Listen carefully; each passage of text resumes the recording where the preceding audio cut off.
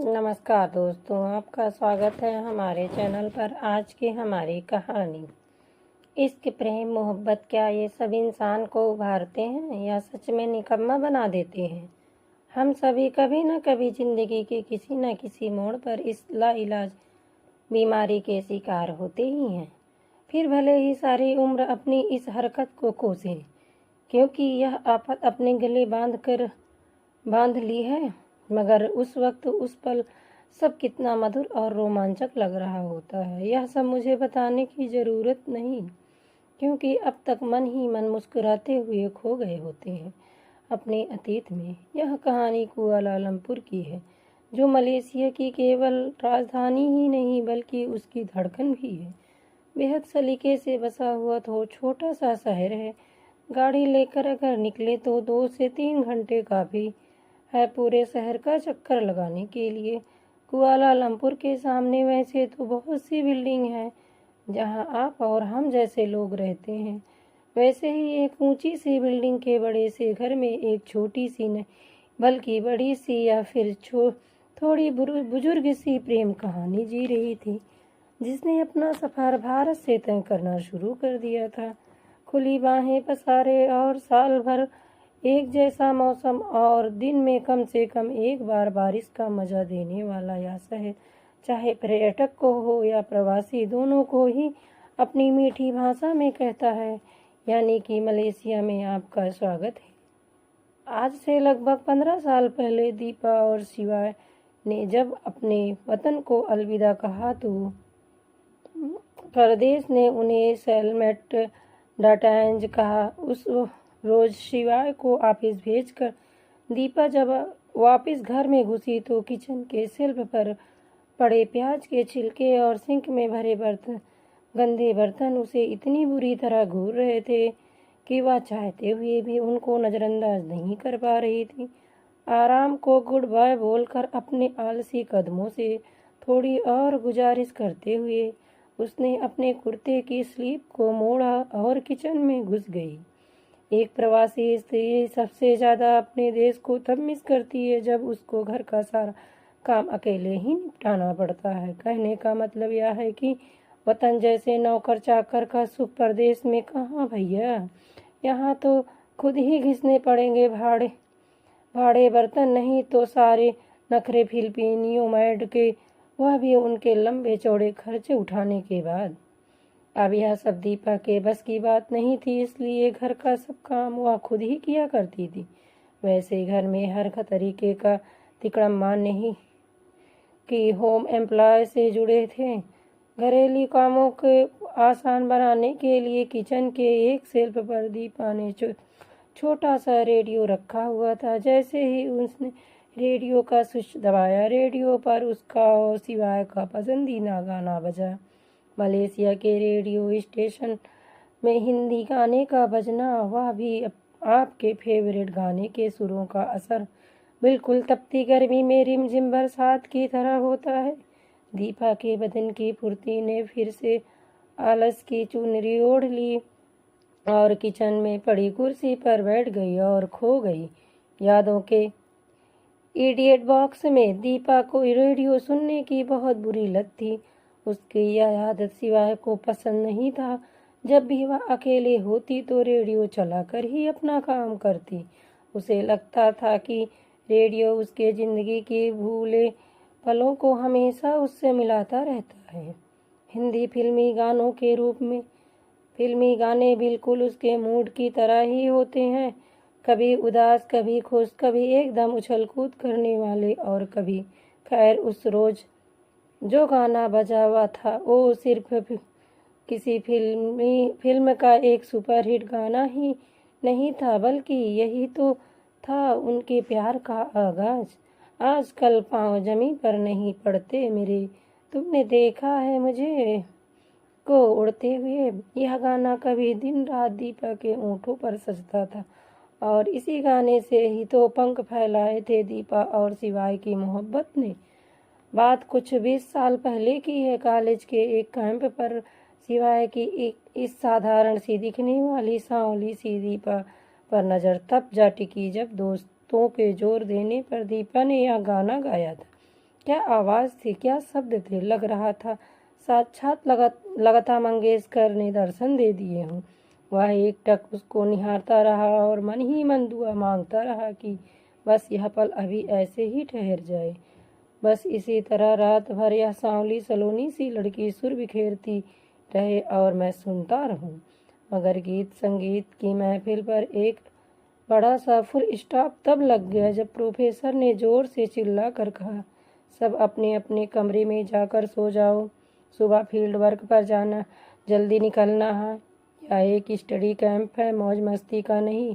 पता नहीं इन बूढ़े प्रोफेसरों में थोड़ा बहुत भी रोमांचक बचा है कि वह भी सब नोट्स के पीले पन्नों की तरह रूखा सूखा सा हो गया है। अभी अभी तो माहौल बनाना चालू हुआ था, पता नहीं कहाँ से टपक गया बुढ़ऊ। सिवाय मन ही मन प्रोफेसर को गाली दे रहा था और उतने में एक आवाज़ उसके कान में पड़ी, एक्सक्यूज मी, क्या आप का नाम शिवा सेठी है? जी हाँ। हेलो, मैं दीपा सिंह। कल हम दोनों को साथ में फील्ड वर्क करना है। मुझे आपकी टीम में डाला गया। सोचो आपसे मिलकर आपको बता दूं। अब जो गान थोड़ी देर पहले दीपा गा रही थी उसके तार सिवाय के दिल में बजने उठे थे। गाने के बोल जैसे उसका जीवन बन गए थे। हर शब्द जैसे उसकी सिचुएशन को ध्यान में रख कर ही लिख गया हो। रात भर ना जाने कितनी बार उसने यह गाना रिवाइज कर करके सुना। कितनी लंबी थी वह रात और कितना लंबा था इंतजार। रात की ठंडी चांदनी काट रही थी और सूरज की गर्मी में जलने को बेचैन सिवाय तड़प रहा था। अब तक जो फील्ड वर्क उसको बोरिंग लगता आ रहा था, कल वह दुनिया की सबसे रोमांचक विधियों में एक बनने वाला था। रात का पहरा खत्म हुआ और सुबह ने दस्तक दी।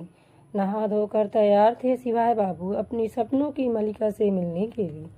सब ग्रुप्स अपने अपने काम में लग गए। सिवाय और दीपा के ग्रुप में इनके अलावा भी 2 और लोग भी थे। जाहिर है कि सिवाय के लिए कबाब में हड्डी से ज़्यादा कुछ नहीं थे। मगर प्रोफेसर की बात भी तो सच थी कि वो लोग फील्ड वर्क के लिए आए हैं, किसी मौज मस्ती के लिए नहीं।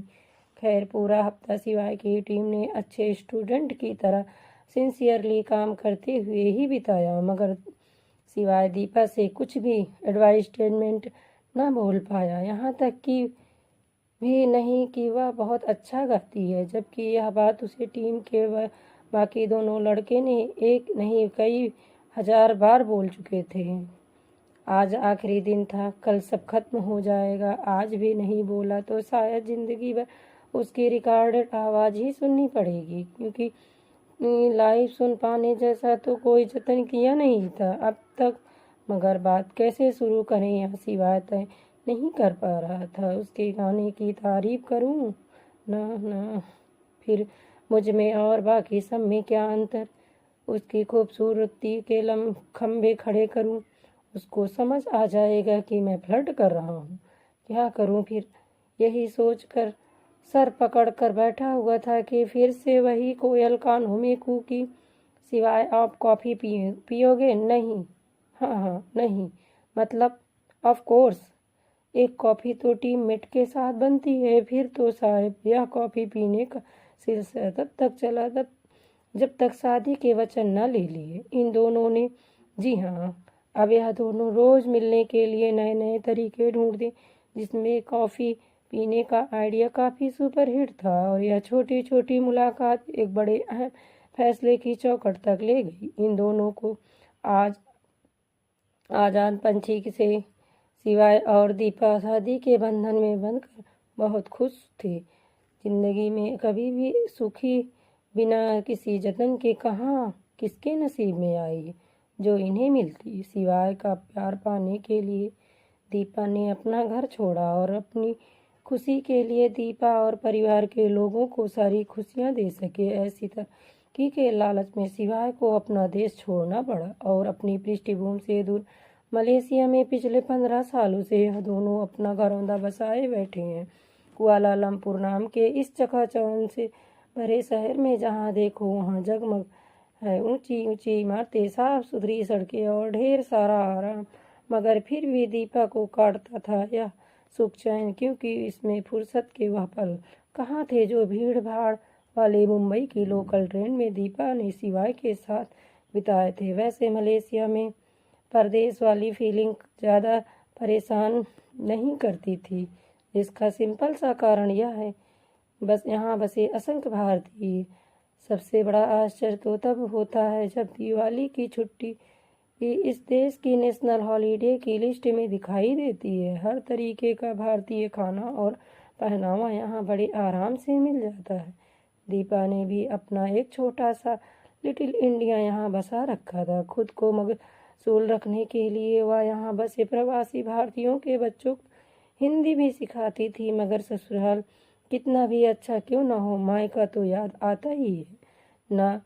बस वैसा होता है प्रवासी का जीवन। हमारी दीपा का जीवन ससुराल में रहती उस बहू की तरह है जिसे सब सुख मिल रहा है, बस पति का वक्त नहीं मिल पा रहा था। ऐसे में अपने वतन से उसकी दूरी उसे और बेचैन कर देती थी। शादी के कुछ शुरुआती साल बड़े ही मनमोहक थे। जैसे ही समय बीतते गए, फिर धीरे धीरे प्यार को जिम्मेदारियों और वक्त की कमी ने ऐसा घेरा कि प्यार की धूप ने इस पर दस्तक देना छोड़ दिया था। आज 20 साल पहले न तो शिवाय के पास वक्त और न ही दीपा के पास वह जज्बा। अपनी प्यार की इस सिंपल सी स्टोरी के किसी भी लम्हे को जीने का शायद घड़ी की सुइयों ने उनको इतना नचाया कि हाथ पकड़कर वो मस्त होकर नाचना भूल गए। हाँ, कभी कभी किसी रिश्तेदार शादी में है, घोड़ी के आगे दुनिया को अपनी झूठी खुशी का ढकोसला दिखाने के लिए नाच लेते हैं, मगर उसमें वह बात नहीं होती जो उनके कॉलेज यूथ फेस्टिवल के जैम सेशन में होती थी। घर, बच्चों, माँ बाप और रिश्तेदारों की खुशी में उनका इतना समय जाता था कि खुद अपनी शर्तों पर जिंदगी बिताने का उनका वादा पता नहीं कहाँ किस कोने में मुंह छिपाए बैठा था कि ढूंढने पर भी नजर नहीं आ रहा था। दोनों एक दूसरे को मिस कर रहे थे मगर बोल नहीं रहे थे, क्योंकि एक साथ जो रहते थे एक ही घर में, तो आई एम मिसिंग यू बोलना थोड़ा अटपटा लगता था ना। यकीन नहीं आ रहा था कि जिन शिवाय और दीपा ने दुनिया से बगावत कर दी थी, मगर अपने प्यार के लिए आज वो अपनी शादीशुदा जिंदगी जी नहीं रहे बल्कि गुजार रही थी।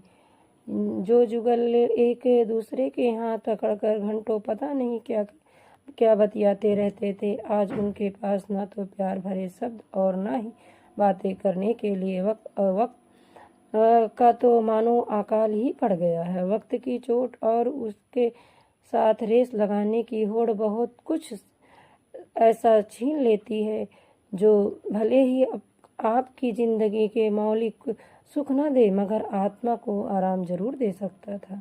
सिवाय पर इतनी जिम्मेदारियां थी कि उसका ज़्यादा समय घर से बाहर खुशियां कमाने में ही निकल जाता था, और दीपा का प्यार अकेले अपने सिवाय का इंतजार करते करते कब बूढ़ा होकर थकने लगा पता ही नहीं चला। मगर सच्चे प्यार की धड़कन भले बूढ़ी हो जाए मगर मरती नहीं है। अगर वफा वाकई है तो प्यार फिर से उफान मारेगा। हाँ, हो सकता है उसमें जवानी वाली ताकत और जोश ना हो, मगर जज्बातों की गरीबी भी नहीं होगी। बिन बोले भी प्यार होता है, या जान ना हो तो किसी उम्र के कपल को देख ले जो शायद आई लव यू और मिस यू जैसे शब्दों का इस्तेमाल करना छोड़ चुके हैं, मगर एक दूसरे की फिक्र नहीं, बात कम करते हैं, मगर अपनी यादों में आज भी पुराने दिनों की स्मृतियों को जिंदा रखते हैं। उम्र की मार कह लीजिए या समाज की शर्म, जिसके कारण इनका प्यार थोड़ा गुमसुम सा हो गया है। बीते पलों में खोई दीपा मन ही मन मुस्कुरा रही थी, और तभी उसके मोबाइल की घंटी ने उसका ध्यान अपनी तरफ खींचा। सिवाय तो कभी भी ऑफिस से फ़ोन नहीं करते हैं, आज क्या बात हो गई? सब ठीक है ना? कहीं कुछ भूल तो नहीं गए, या फिर न जाने कितने सवाल उसकी चिंता की ओढ़नी लपेटे उसके सामने खड़े होने लगे।